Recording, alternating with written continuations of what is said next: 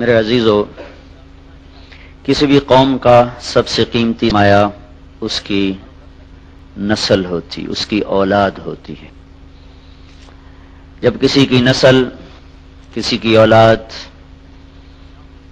وہ کمی نا اہل ہو جائے تو اصل وہ فقیر، وہ ملک فقیر نہیں ہے جس کی نسل سمجھدار ہو، نیک ہو، عقل مند ہو۔ وہ ملک فقیر ہے، وہ قوم فقیر ہے، وہ ماں باپ فقیر ہیں جن کی اولاد نکمی ہو، نااہل ہو، بے وقوف ہو۔ کسی بھی ملک کی ترقی کا اور عظمتوں کا دار و مدار وہ آپ بچوں پر ہے۔ آپ کدھر کو جا رہے ہیں؟ اگر آپ کا رخ صحیح ہوگا تو ساری نسل دے گی، پھولے گی اور ساری دنیا کو چین ہوگا۔ اگر آپ کا رخ غلط ہوگا تو پھر ساری نسل میں ہلاکت، بے چینی، پریشانی آئے گی۔ تو انسان کی تعمیر، نسل کی تعمیر، یہ اتنا بڑا کام ہے کہ اللہ نے اس کے لیے 1.25 لاکھ نبی بھیجے۔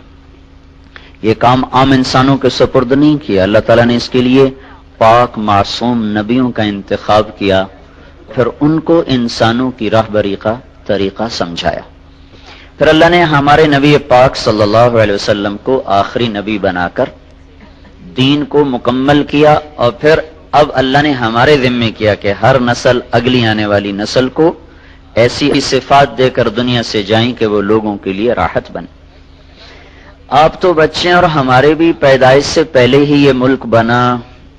چند دن پہلے ہی ہمارے جنرل غلام محمد صاحب اور بریگیڈیئر اسلم نیائی صاحب بیٹھے ہوئے تھے تو یہ تقسیم کے وقت کی کہانی سنا رہے تھے، تو تھوڑی دیر کے بعد میں نہیں سن سکا، مجھے لگا جیسے میرا دل پھٹ جائے گا۔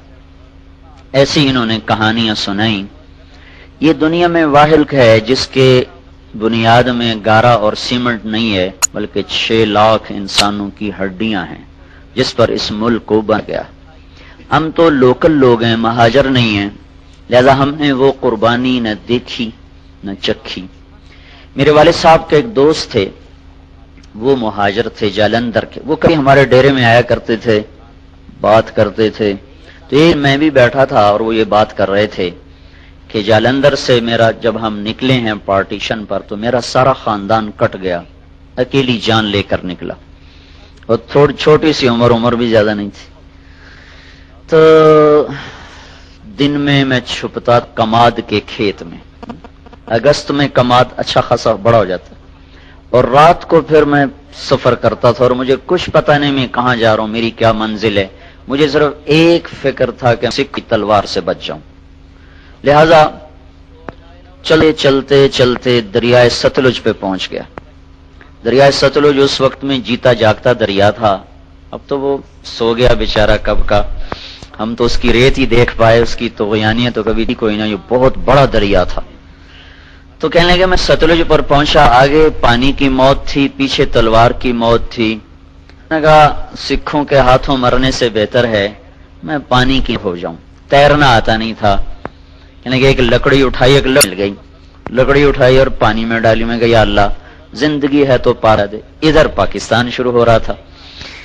تو کہنے لگے جب میں تھوڑا سا اندر گیا تو میں کیا دیکھتا ہوں، سارا دریا لاشوں سے بھرا ہوا بہ رہا تھا، لاش کے ساتھ لاش ایسی ملی ہوئی، معصوم بچے، حسین نوجوان، خوبصورت بیٹا، بوڑھی مائیں، بوڑھے باپ ایسے جا رہے تھے۔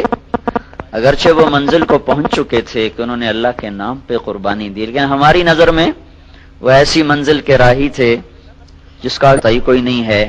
ستلج کی لہریں ان کا کفن بن رہی تھیں، ستلج کی تہ ان کی قبر بن رہی تھی۔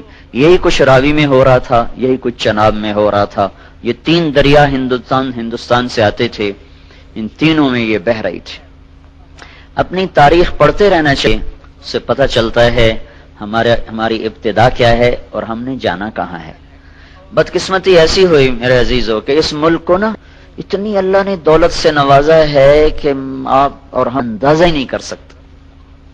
میں مکہ میں تھا، مجھے ایک جیولوجسٹ ملا، وہ کہنے لگا میں اپنے علم کی بنیاد پر کہتا ہوں کہ پاکستان جیسی زمین پوری دنیا میں کسی کے پاس کوئی نہیں۔ اس کو صرف ایک کینسر لگا، وہ بددیانتی کا، خیانت، چور بازاری کا اس کو کینسر لگا۔ اگر یہ اس ملک میں نہ ہوتا تو یہ دنیا میں جنت ٹکڑا ہوتا۔ اور اس ملک کو میرے عزیزوں جو لوٹا ہے نا، وہ ان پڑھوں نے نہیں لوٹا، زمینداروں نے، تاجروں نے نہیں لوٹا، بڑے ہائی کلاس پڑھے لکھے لوگوں نے اس کو لوٹا ہے، چونکہ انہوں نے ڈگریاں تو حاصل کی پر انسانیت نہ سیکھ پائے۔ تو اتنی بڑی قربانیاں ہوئیں اور ہم تو میرے عزیزوں کانٹے ہی چننے والے رہ گئے۔ بہار کی نہیں اس ملک نے، چند مخلص لوگ نہ ہوتے تو اب تک یہ ملک بک چکا ہوتا یا ہندوستان کے قبضے میں جا چکا ہوتا۔ کہیں کہیں چراغ اب بھی جل رہے ہیں جن کی وجہ سے تھوڑی تھوڑی روشنی ہے، اور یہ قافلہ دھیرے دھیرے وہ رواں دواں ہے۔ اگر وہ بھی نہ ہوتے تو اس ملک کو تباہ ہونے میں کوئی کسر باقی نہ چھوڑی تھی بددیانت ٹولے نے اور امیر فروش ٹولے نے۔ اور بدقسمتی یہ ہے کہ وہ سارا انہی اسکولوں کالج سے نکلا ہوا ہے، وہ دیہاتوں سے نہیں ہے، وہ بازاروں میں نہیں۔ ایک تاجر کتنا کو لوٹ لے گا؟ زمینداروں کو تو ویسے ہی لوٹنا نہیں آتا، ان کے پاس لوٹنے کی چیز ہی کوئی نہیں۔ چلو کسی نے کوئی دھنگا مشے، کوئی زمین دبا لی، دکان دبا لی، کوئی ہیرا پھیری کر لی، اس سے زیادہ کچھ نہیں۔ بڑا اچھا، یہ ساری بات۔ تو آپ ہمارا قیمتی سرمایہ ہو، آپ کا بننا سارے ملک کا بننا ہے، آپ کا بگڑ جانا سارے ملک کا بگڑ جانا ہے۔ تم فرد نہیں ہو، ایک گھر کے نہیں ہو، پوری قوم کے ہو، پوری ملک کے ہو۔ ایک ادارہ جب کوئی، آپ بھی میں سے بچے آگے چل کے ادارے چلانے والے بنتے ہو، بڑے بڑے عہدوں پہ جاتے ہو، تو اگر آپ اللہ سے ڈرنے والے ہوگے تو لاکھوں انسان ہوں گے جو آپ کو ہاتھ اٹھا کے دعائیں دیں گے، اور اگر صرف آپ اپنے پیٹ پہ ہاتھ مارنے والے ہوں گے تو لاکھوں انسانوں کے منہ سے نوالے چھن جائیں گے اور لاکھوں انسانوں کے گھروں کے چراغ بجھ جائیں گے۔ آپ کے گھر میں گھی کے چراغ جلیں گے، لیکن کب تک؟ تو آپ ہمارا قیمتی سرمایہ ہو۔ سے تقریر کرنے نہیں، آپ سے چند باتیں کر رہے ہیں، ہمارے بچے ہو۔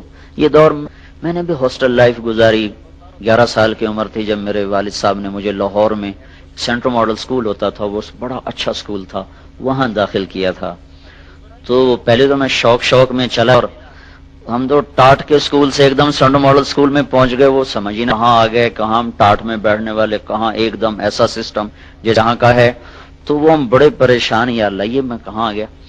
اور ادھر سے اداسی چڑھے، تو 2-3 دن کے بعد اداسی شروع ہو گئی، رضائی میں منہ دے کے روئی جائیں، یا اللہ۔